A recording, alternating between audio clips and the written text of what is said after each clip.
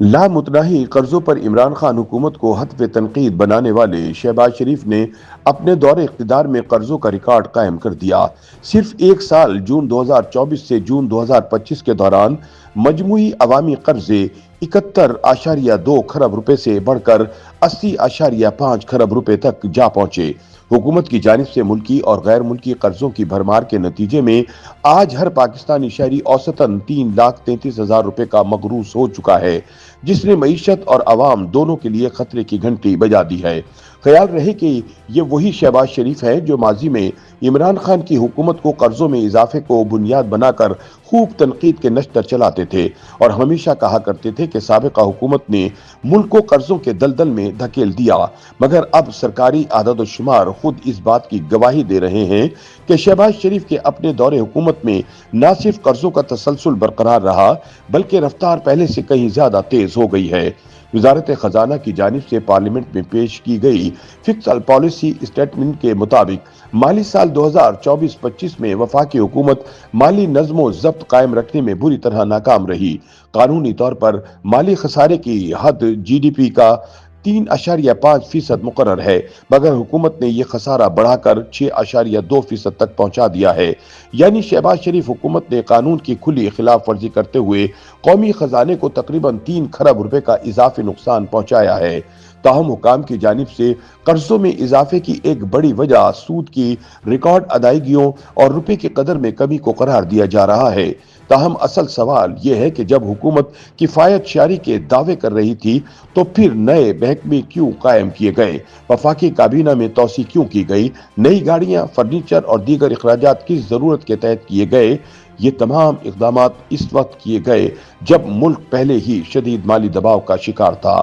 اعداد و شمار کے مطابق مالی سال 2024-25 میں سود کی ادائیگیوں پر 8.8 کھرب روپے خرچ ہوئے، جو کل آمدن کا بڑا حصہ نگل گئے۔ دفاعی اخراجات بھی بجٹ سے تجاوز کرتے ہوئے 2.2 کھرب روپے تک جا پہنچے، جبکہ ترقیاتی اخراجات کو کاٹ کر 1.4 کھرب روپے تک محدود کر دیا گیا۔ یوں ایک بار پھر ترقی قربان کر دی گئی اور قرضوں کا بوجھ بڑھا دیا گیا۔ سامنے آنے والے اعداد و شمار کے مطابق ٹیکس وصولیوں کی صورتحال بھی حوصلہ افزا نہیں رہی۔ مقررہ 13 کھرب روپے کے ہدف کے مقابلے میں صرف 11.7 کھرب روپے وصول کیے جا سکے، یعنی حکومت اپنی ہی ریونیو اہداف حاصل کرنے میں ناکام رہی۔ اس کا براہ راست اثر یہ ہوا کہ خسارہ پورا کرنے کے لیے مزید قرض لینے کے سوا کوئی راستہ نہ بچا۔ رپورٹ کے مطابق مالی سال 2023-24 میں فی کس قرضہ 2,94,098 روپے تھا، جو مالی سال 2024-25 میں بڑھ کر 3,33,041 روپے ہو گیا۔ اس طرح ایک سال کے دوران ہر پاکستانی پر قرضے میں تقریباً 39,000 روپے کا اضافہ ہوا، جبکہ گزشتہ مالی سال کے دوران مجموعی عوامی قرضہ 31.2 کھرب روپے سے بڑھ کر 80.5 کھرب روپے تک جا پہنچا۔ دوسری جانب وزارت خزانہ کے مطابق مالی سال 2025 میں کل وفاقی اخراجات 18.9 کھرب روپے بجٹ کیے گئے تھے، جن میں سے موجودہ اخراجات 17.2 کھرب روپے تھے، یعنی وفاقی حکومت نے جی ڈی پی کے 2.7% کے برابر اضافی اخراجات کیے۔ ترقیاتی اخراجات 1.7 کھرب روپے کے مقابلے میں 1.4 کھرب روپے رہے، جبکہ دفاعی اخراجات بجٹ سے تجاوز کرتے ہوئے 2.2 کھرب روپے تک پہنچ گئے۔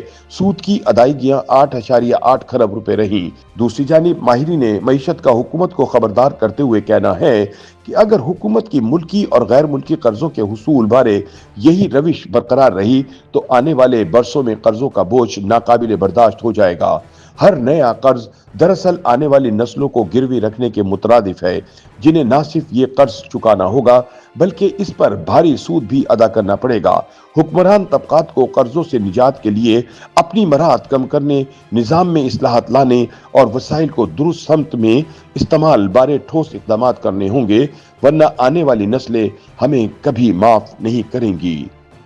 یوٹیوب پر گوگلی نیوز دیکھنے کے لیے youtube.com کی سرچ بار میں googly news T V type کریں۔ گوگلی نیوز کے پیج پر سرخ رنگ کے سبسکرپشن والے بٹن پر کلک کرنا نہ بھولیے۔ یوٹیوب پیج پر اپلوڈ ہونے والی ویڈیوز سے باخبر رہنے کے لیے بیل آئیکن پر کلک کیجیے۔ آپ کو ہر نئی ویڈیو کے بارے میں نوٹیفیکیشن موصول ہو جائے گا۔